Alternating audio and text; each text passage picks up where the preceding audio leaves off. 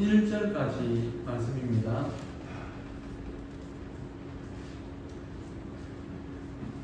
우리 교독하겠습니다. 사도행전 9장 26절부터 31절까지입니다. 제가 먼저 읽겠습니다. 사울이 예루살렘에 가서 제자들을 사귀고자 하니 하나 다 두려워하여 그가 제자됨을 믿지 아니하니 바나바가 데리고 사도들에게 가서 그가 길에서 어떻게 주를 보았는지와 주께서 그에게 말씀하신 일과 다메섹에서 그가 어떻게 예수의 이름으로 담대히 말하였는지를 전하니라. 사울이 제자들과 함께 있어 예루살렘에 출입하며 또 주 예수의 이름으로 담대히 말하고 헬라파들이 그들과 함께 말하며 열려나니 그 사람들이 죽이려고 뭉쳐대 형제들이 알고 가이사라로 데리고 내려가서 다소로 보내니라. 그리하여 온 유대와 갈릴리와 사마리아 교회가 평안하여 든든히 서하고 주를 경외함과 성령의 위로로 진행하여 수가 더 많아집니다. 아멘. 오늘 말씀의 제목은 격려하는 자입니다. 혹시 놀이치료사라고 들어보셨습니까? 놀이치료사 직업이 그런 직업이 있다고 합니다. 이분들이 하는 일이 뭐냐 그러면 놀이를 통해서 아이들의 심리적인 어려움이나 그리고 발달 문제를 개선하는 데 도움을 주는 전문직이더라고요. 우연히 이 놀이치료사가 하는 그 유튜브 영상을 하나 보게 되었는데요. 아이들에게 칭찬하는 것도 아주 중요하지만 무엇보다도 격려를 해주는 것이 훨씬 좋다고 그렇게 이야기를 하더라고요. 예를 들어 칭찬을 하면 시험을 잘 쳐서 칭찬을 하잖아요. 칭찬을 하면은 그 다음에도 그 정도의 점수는 받아야 된다 이런 부담감을 줄 수 있다는 것이죠. 그런데 격려는 노력과 발전에 대한 피드백이기 때문에 더 좋은 영향을 미친다고 합니다. 아이를 키우다 보면 한 번쯤 다 경험을 하죠. 외출을 하고 돌아왔는데 아이들이 집을 엉망으로 만들어 놓은 그런 경우가 있죠. 그럴 때 우리는 어떤 반응을 보였습니까? 18세기 영국 왕실의 역사 화가로 유명했던 벤저민 웨스트라는 사람이 있습니다. 이 사람에게 사람들이 어떻게 해서 당신은 화가가 되었습니까? 이렇게 질문을 하게 되면 이 사람은 자기가 6살 때 겪었던 일을 이야기를 해준다고 합니다. 6살 때 어떤 일이 있었냐 그러면 어머님이 외출을 하면서 동생이 4살이었는데 그 동생을 잘 좀 데리고 놀아라고 그렇게 이야기를 하고 외출을 했다고 합니다. 근데 이 사람이 이제 동생을 어떻게 데리고 놀까 고민을 하다가 보니까 여러 가지 색깔이 들어있는 그 잉크병을 발견을 하게 됩니다. 그래서 동생을 이제 그리기를 시작을 합니다. 그러니 집안이 엉망이 되겠죠. 온 집안이 잉크색으로 엉망진창이 됩니다. 노란색, 빨간색, 파란색 엉망진창이 됩니다. 그런데 잠시 후에 이제 어머니가 집으로 돌아왔는데 그 광경을 보고 어머니가 보였던 그 행동은 그 아이를 꼭 껴안아주면서 뽀뽀를 하면서 야 우리 집에 화가가 탄생했다 그러면서 아주 극찬을 했다는 것이죠. 아이는 너무 기뻤다고 합니다. 그리고 그 아이가 자라서 훌륭한 화가가 되었습니다. 흔히 우리는 그 상대의 잘못을 보면 좀 잘 좀 해라고 그걸 고치기 위해서 막 이렇게 분수를 두죠. 단점을 지적하고 이렇게 하는 것이 좋다라고 이야기를 하고 합니다. 그런데 상대의 단점을 지적을 하고 그렇게 분수를 뜨는 것은 그것을 고치는데 전혀 도움이 안 된다는 것입니다. 격려가 사람을 성장시킵니다. 그래서 사실은 우리 모두에게 필요한 것이 격려입니다. 격려의 말입니다. 어떤 목사님이 목회를 하다가 하도 목회가 안 돼가지고 이제 실망을 하고 목회를 그만두려고 하는데 어떤 분이 찾아와가지고 오늘 목사님 설교를 듣고 내가 은혜를 많이 받았습니다. 그 말을 듣고는 다시 힘을 얻어가지고 목회를 열심히 해나갈 수 있었다고 반증한 것을 들은 적이 있습니다. 여러분 모든 사람들이 격려를 받을 만한 자격이 있어서 받을 만큼 괜찮아서 격려를 받을까요? 그렇지 않습니다. 오늘 본문에 나오는 이 사울도 격려를 받을 만한 모습이 없었습니다. 기독교인들을 박해하고 잡아서 죽이기까지 했죠. 그 사람을 누가 격려를 해주겠습니까? 오히려 죽이고 싶겠죠. 그가 예수님을 만나서 사람이 달라졌다고 해도 그 전에 너무 못되게 굴었기 때문에 예수 믿는 사람들이 그를 믿을 수가 없었습니다. 그는 두려움의 대상이었습니다. 할 수만 있으면 피하고 싶은 그런 사람이었습니다. 교회도 마찬가지입니다. 나를 힘들게 하는 사람, 남을 자주 비판하는 사람에게는 가까이 가고 싶은 마음이 없습니다. 만일 어떤 사람이 내 앞에서 누군가를 계속 험담을 한다, 자주 비판을 한다, 그러면 그 사람을 조심해야 됩니다. 왜냐하면 그 사람은 언젠가 또 여러분도 비판할 수 있기 때문입니다. 비판하는 사람이 항상 비판합니다. 오랫동안 비판을 해왔기 때문에 비판의 연습이 잘 되어 있기 때문에 비판의 전문가가 되어서 비판을 잘 하는 것입니다. 바른말 하는 사람, 언제나 옳은 사람이 있습니다. 오히려 좀 부족하고 가끔 실수도 하고 그러면은 저 사람도 나와 같은 인간이구나 그렇게 생각하면서 편안하게 여길 텐데 실수한 건 안 하고 완벽한 사람은 그런 사람은 옆에 가기가 겁이 납니다. 두렵습니다. 그리고 그런 사람들의 얼굴은 늘 굳어 있죠. 왜냐하면 또 옳아야 되고 또 잘해야 되고 틀리면 안 되니까 늘 긴장하기 때문에 그렇습니다.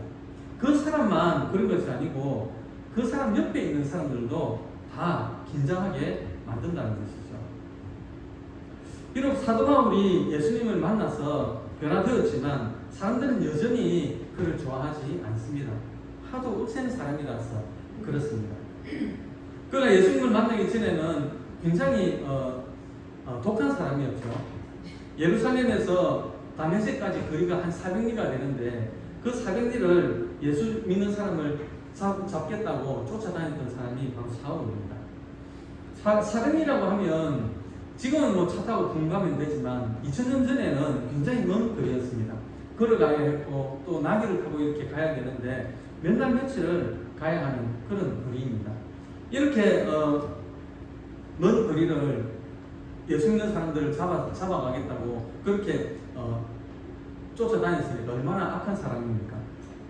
그가 비록 예수를 믿어서 변했다고 한들 과거에 그렇게 악질이었던 사람을 누가 좋아하겠습니까? 그래서 사울이 예루살렘에 왔을 때도 예수 믿는 사람들이 아무도 그를 상대해주지 않았습니다. 저 사람을 건드렸다가는 무슨 일을 당할지 몰라. 그리고 지금 예수 믿는다고 하는데 그게 진심인지 아니면 예수 믿는 사람을 잡아가기 위해서 예수 믿는 척 하는 것인지 스파이인지도 모르기 때문에 조심해야 된다. 그렇게 생각을 했다는 것이죠. 모두가 사울을 두려워하고 싫어했습니다. 그런데 그때 그를 믿어주는 사람이 한 사람 나타납니다. 그 사람이 바로 바나바입니다. 바나바는 사도행전 4장 36절에 보면은 이름이 요세스 혹은 요셉이라고 합니다. 바나바의 이야기는 골로새서부터 갈라디아서까지 한 17번 정도 등장을 하는데요. 본명은 여기서밖에 안 나옵니다. 사도행전 4장 36절에 여기서 딱 한 번밖에 안 나옵니다. 나머지는 다 바나바로 그렇게 불려집니다. 격려를 잘하는 사람이기 때문에 사도들이 본명 대신에 이렇게 바나바라고 부른 것입니다. 여기 바자는 아들이라는 말입니다. 아들. 그리고 나바는 격려라는 말입니다. 그래서 격려를 잘하는 사람이다. 그래가지고 바나바로 불려지는 것입니다. 한두 번 뭐 잘한다고 해서 별명이 붙여지는 건 아니죠. 늘 습관처럼 이렇게 하기 때문에 별명이 붙는 것입니다. 바나바가 사울을 데리고 사도들에게 가서 소개를 합니다. 이 사람이요, 옛날에는 아주 나쁜 사람이었지만 지금은 그렇지 않습니다. 그리고 사울이 다메섹에서 예수님을 그 만난 일과 그리고 눈이 멀었다가 또 뜨게 된 그 일과 이제는 변해서 얼마나 담대하게 예수님을 증거하는지 얼마나 열심히 증거하는지. 그래서 예루살렘의 그 예수님의 제자들이 받아주기를 그렇게 설득을 했다라는 것이죠. 바나바는 사람과 사람을 이렇게 이어주고 서로 화해하게 하는 그런 사람이었습니다. 그에 대해서 언급한 성경을 보면 바나바는 착하고 성령과 믿음이 충만한 사람이었다, 그렇게 말씀을 하고 있습니다. 이런 말씀을 보면 항상 저는 제 자신이 이렇게 보여집니다. 예수님을 믿고 깎여가지고 된 모습이 지금 요 모양 좋거든요. 그래도 저는 늘 감사합니다. 왜냐하면 제 자신이 자꾸 이렇게 바뀌고 있다는 것을 저는 느끼거든요. 그래서 참 감사합니다. 우리 모두의 모습이 그렇지 않겠습니까? 여기서 딱 태어날 때부터 이렇게 멋진 소양과 인격을 갖춘 모습으로 태어난 분은 없죠. 다 태어나가지고 넘어지고 굴려지고 그렇게 깎이면서 지금 오신 모습이 지금 여러분의 모습이지 않습니까? 그죠? 그러나 아직 우리에게 부족한 부분이 있다 하더라도 주님께서 깎으시고 그리고 치료해서 새롭게 만들어 주실 줄로 믿습니다. 바나바는 사울보다 예수님을 먼저 믿은 사람입니다. 사울과 바나바가 1차 전도 여행을 떠날 때에 선교사로 먼저 이렇게 뽑힌 사람이 바나바거든요. 그래서 처음에는 바나바와 사울 이렇게 소개가 됩니다. 리드가 바나바로 나옵니다. 그런데 사도행전 14장부터 보게 되면 사울과 바나바로 이 리드가 이제 바뀌게 되는 것이죠. 그런데 바나바는 질투하지 않습니다. 보통 사람들 같으면 질투하겠죠. 내가 먼저 제자로 뽑혔는데 내가 리드인데 왜 사울이 이름이 먼저 앞서느냐, 그렇게 질투할 수도 있습니다. 그런데 바나바는 착한 사람이요, 겸손한 사람이요, 믿음과 성령이 충만한 사람이어서 그런 사소한 것은 문제 삼지 않았습니다. 자기를 내려놓은 사람이었습니다. 오히려 사도 바울을 더 자기보다 앞세웁니다. 자기는 뒤로 물러서고 하나님을 섬기고 사람을 격려했던 사람이 바로 바나바였습니다. 우리는 그런 사람들을 좋아합니다. 그죠? 이 세상에는 바나바와 같은 사람이 필요합니다. 특히 한국 사회에서는 다른 사람을 누르고 무시하고 비판하고 판단하고 이런 말들이 너무 많습니다. 아마도 그 이유가 성장하는 과정에서 부모로부터 격려의 말을 많이 듣지 못하고 야단맞고 육체적으로나 정신적으로나 그런 언어적인 폭행을 당하고 그래서 인정받지 못한 그런 상처들 때문에 그런 상처들이 가슴에 있고, 그런데 그런 것들은 해소되지 않고 그냥 몸만 성장해 왔기 때문에 그런 성품을 가지게 된 것이 아닌가, 그렇게 생각이 되었습니다. 우리가 어렸을 때는 대부분의 가정들이 다 그랬죠. 잘못을 하면은 빗자루 몽둥이를 들고 막 쫓아오죠. 저도 그래가지고 빗자루 몽둥이를 어머니들 많이 맞았습니다. 예. 그래서 혹시라도 나에게 그런 상처가 있다면 하나님, 저도 바나바와 같은 격려하는 사람이 되게 해주세요. 격려에 인식하지 않게 하시고 제 입술과 마음과 태도를 변화시키셔서 바나바처럼 격려의 사람으로 만들어 주옵소서. 오늘도 누군가 한 사람을 격려할 수 있도록 은총을 베풀어 주시옵소서. 이렇게 기도하시기 바랍니다. 어느 기업의 그 회계사가 자살을 했습니다. 아무도 그 이유를 알지 못했습니다. 그래서 일각에서는 혹시 회사의 돈을 이렇게 빼먹다가 걸려가지고 자살한 게 아니냐, 그래서 조사를 해보니까 그런 것도 아니었습니다.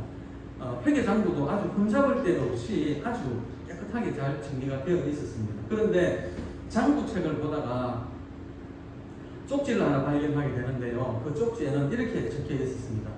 나는 30년 동안 격려의 말을 한 번도 듣지 못했다. 이제 나는 지쳤다. 그 말이 적혀 있었다는 것이죠.